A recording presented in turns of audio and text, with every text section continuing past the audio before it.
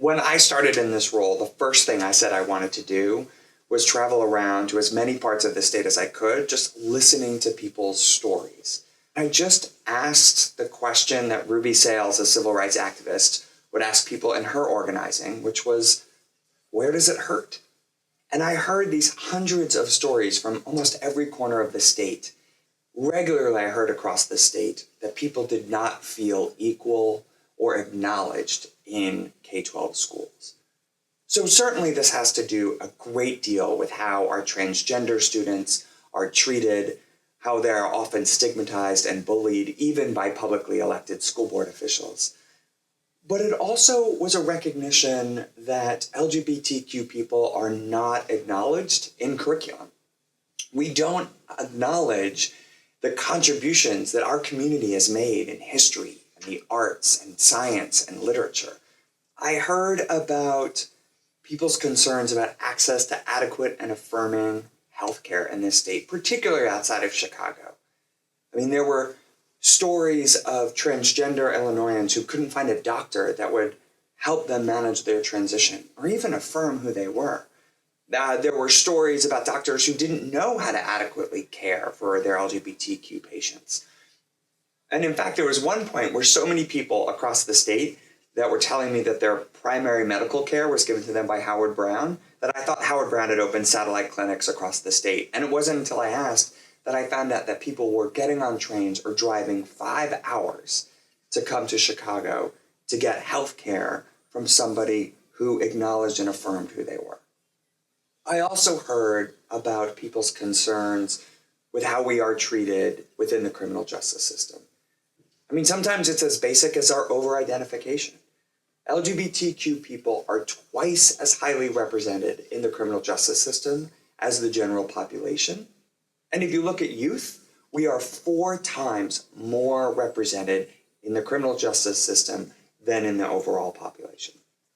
But on top of that, I heard stories in central Illinois of a young gay man being belittled by police officers, calling him names and making fun of him, reading texts that he had sent to his boyfriend.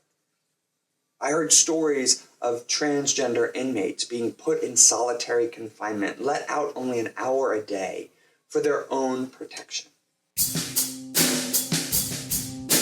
Please welcome back Brian Johnson, Chief Executive Officer of Equality Illinois.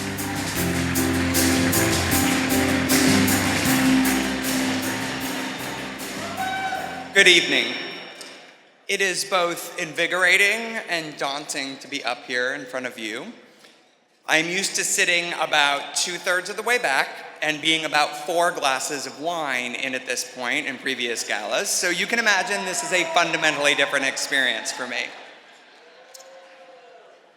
And I'm glad you had a chance just now to hear some of what I heard from hundreds of stakeholders across the state since I started this role. And for weeks, I'd been working with the amazing team at VisualWright to finalize this video, outlining all the ways we at Equality Illinois are working to respond to the hurt our community shares with us.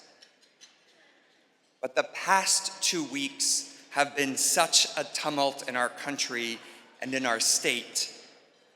So instead, yesterday afternoon, I scrapped our original plan and decided to come up here and speak to you from the heart.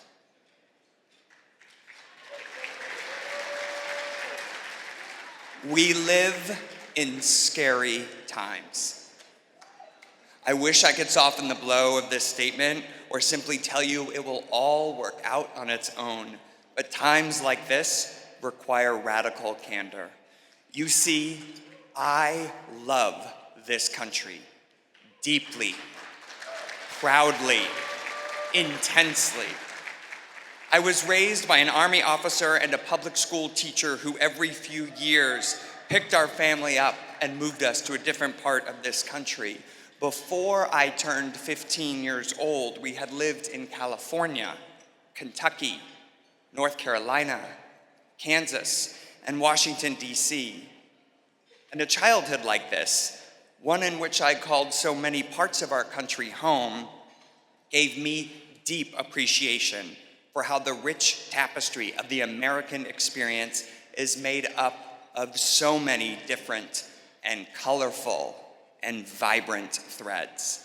And I can honestly say that Illinois represents so much of what is best about our country. Art Johnson told me people move to Chicago for school, work, or love, but the best of these reasons is love, and I moved here for the best of these reasons.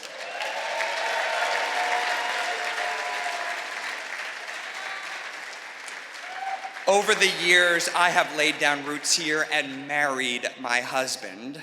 I couldn't imagine a better place to build our family together. The state that produced Lincoln and Obama, that ranges from the Mississippi River through farmland and into the beating heart of Chicago's Loop, is a shining example of the power of bringing together people of a variety of experiences and identities to forge a common future. So when I hear about American carnage, when I see us betray our core values with a ban on refugees and Muslims from select countries, when I witness a Capitol Hill rose ceremony whereby a judge who has ruled against transgender Americans but for the expansion of erroneously called religious freedom to corporate actors, I am aghast. This does not reflect the best of who we are as a country. But in another dose of brutal honesty, the election of November 8th did not cause the pain so many LGBTQ Illinoisans feel right now. For those of you who began to get woke on Election Day, I want to dispel any myth that may exist in this room that from the moment Governor Quinn signed into law marriage equality to Donald Trump's election, Illinois had been a magical oasis of gay perfection. Because in this role, I hear the stories of pain and hardship from people, from our people, facing injustices in our school systems, in our healthcare systems, and in our criminal justice system. So in light of the maelstrom around us, I lay out our charge at Equality Illinois. And in every great play, each role matters. And just as it leaves our LGBTQ siblings unfulfilled if their queerness is protected, but their blackness, or womanness, or Muslimness is assailed,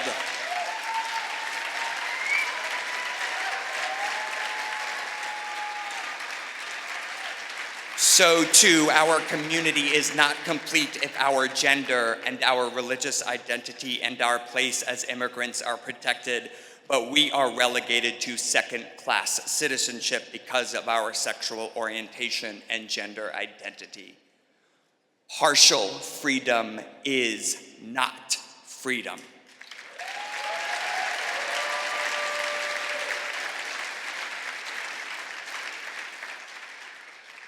So we will play our role, and we will play it vigorously.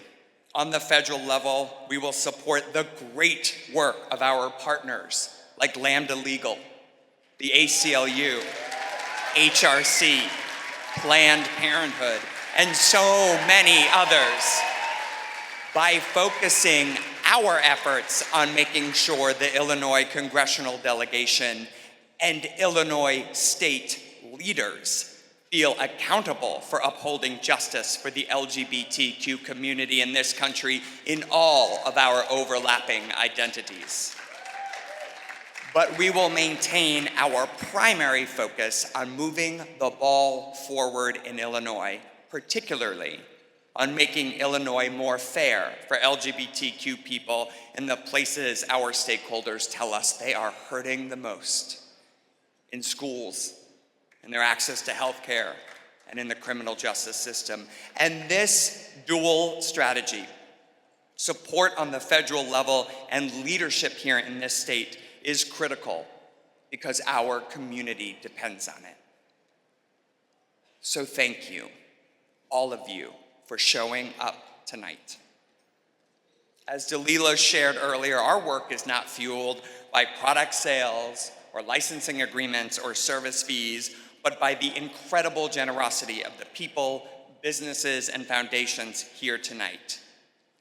The nearly 500,000 LGBTQ Illinoisans need you with us tonight, and they need you with us 365 days a year. So we will fight for the transgender woman in Peoria. Join us. We will stand up for the young gay man coming of age in Carbondale. Join us. We will advocate for the senior lesbian couple in Chicago whose healthcare is at risk. Join us. We will speak truth to power and form a resistance against every effort to cut back our rights. Join us. We need your activism. We need your support.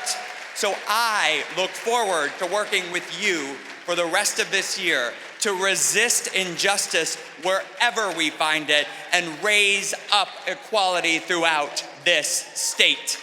Thank you.